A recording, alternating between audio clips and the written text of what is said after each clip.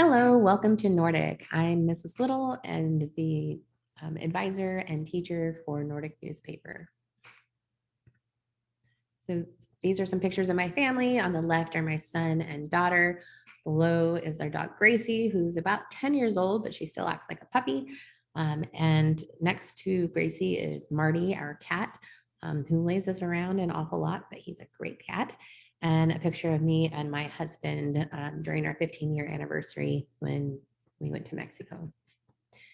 A little bit about me. I've lived and taught in Arizona, Virginia, California, and a few places in Washington. So I bounced around a bit.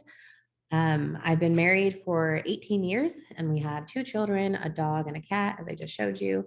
And we've lived in Kenmore for 11 years. We love it here and we don't ever plan to leave. Why I became a teacher. I began tutoring others when I was in 5th grade and I just never really stopped. It made sense to make a career out of it since I enjoy teaching and supporting students. And also teachers were the only adults I knew with a college degree when I was growing up. Many first generation college students become teachers because of that, and I was no exception. Grading. Grading Nordic is exceedingly difficult because students all have different roles, different tasks, different strengths. Some of them are in their first year, some in their second, and some of them are even in their 3rd year. I want to reward students for being a part of the team and learning to be a dependable, communicative team member. I want them to be motivated to look for ways to help their teammates and to grow over time. Colleges love seeing newspaper on resumes and applications because they know that students have to learn all of these different skills that help them be successful, not only in college, but in their future careers. A lot of our students end up with pretty decent scholarships because of it. Students will grade themselves this year. I've tried a number of different ways to grade Nordic, and it's always very hard and difficult. And this year I've decided to try to make it easier on them and less stressful. And they know exactly what to expect of themselves since they have a rubric, and they will grade themselves and provide justification on a rubric that I gave to them with the syllabus. So they already know what they need to do to have an A. And they will be able to look at that whenever they need to. And we will meet a week or 2 before the end of each quarter to discuss what they've written. I do have to verify with the editors about the teamwork and effort they've shown. The entire newspaper is run by the editors. Once we finish boot camp, the entire class works to decide what stories we're writing, and they request stories. The editors assign them.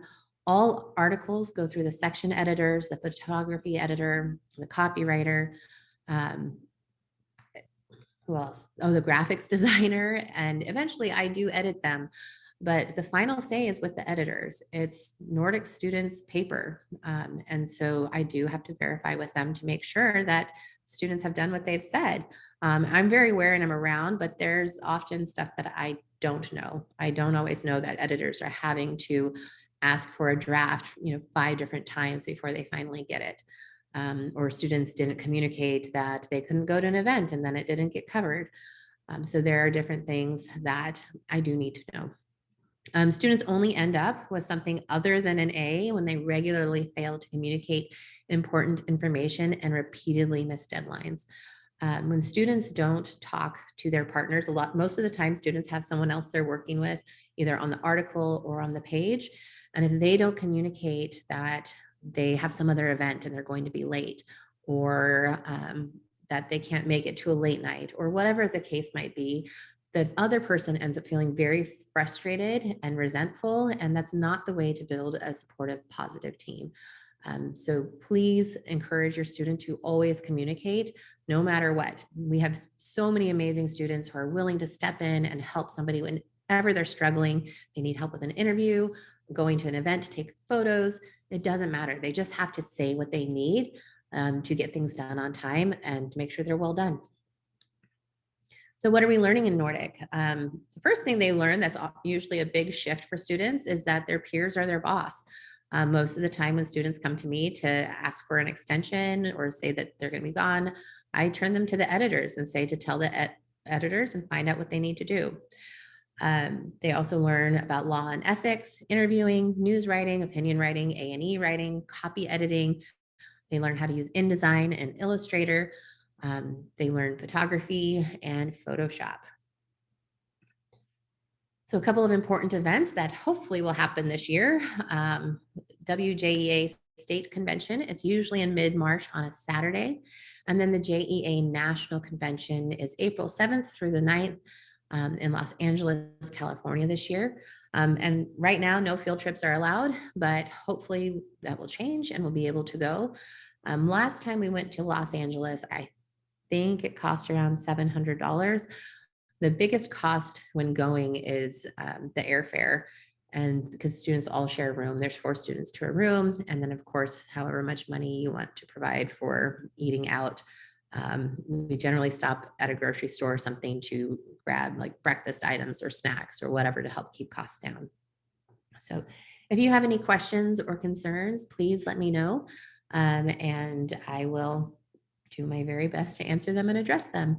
If you email me, it's at j@nsd.org. I try to answer parent and student emails within 24 hours. I don't check email on the weekends or after 3:30 on work days. I try to pay attention to my family during that time. But I don't think I've ever missed answering a parent email in 24 hours. So reach out whenever you need. As I said, there's my address. I'll respond quickly. Side note, I love working with your students and I want them to have a really successful year. Please help them get to events that they've been assigned. Talk about the news and the different angles journalists choose, and generally be enthusiastic about this really rewarding academic elective. We do have late nights twice a month when we are trying to finish our paper and make sure it's the very best it can be. Students are expected to attend them. When there's an exception, they need to tell the editors and their partners and have a plan to still make sure things get done at an excellent level. We do win a lot of national awards and like online awards, and we'd love to continue doing that. Students often say that Nordic is or was the best part of high school, and I hope that ends up holding true for your students. All right, I hope you have a fantastic day. Enjoy watching all the other videos you likely have to watch, or I hope you enjoyed the other ones you've already seen if this is your last. Have a great day. Bye.